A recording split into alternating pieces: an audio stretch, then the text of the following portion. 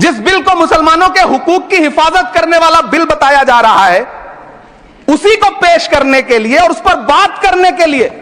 लोकसभा में भाजपा सरकार के पास एक भी मुस्लिम सांसद नहीं है। जिस वक्त, मैं लोकसभा कह रहा हूं, सुना करिए, जिस वक्फ बिल को मुस्लिम महिलाओं को हक दिलाने वाला बताया जा रहा है, उसे संसद में पेश करने वाली पार्टी के पास न तो राज्यसभा में, न लोकसभा में, न देश की किसी विधानसभा में एक भी मुस्लिम महिला सदस्य नहीं। कल किरण रिजिजू जी कह रहे थे कि रेलवे की जमीनें देश की जमीनें हैं, डिफेंस की जमीनें देश की जमीनें हैं। हां मंत्री जी, हैं, बिल्कुल हैं। ये जो वक्फ की जमीनें हैं, ये हमारे पुरखों ने धार्मिक कामों के लिए डोनेट किया है,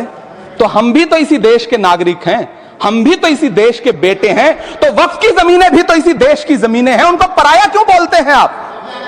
सभापति महोदय अशफाकुल्लाह खान जब फैजाबाद की जेल में फांसी के फंदे पर झूल रहे थे,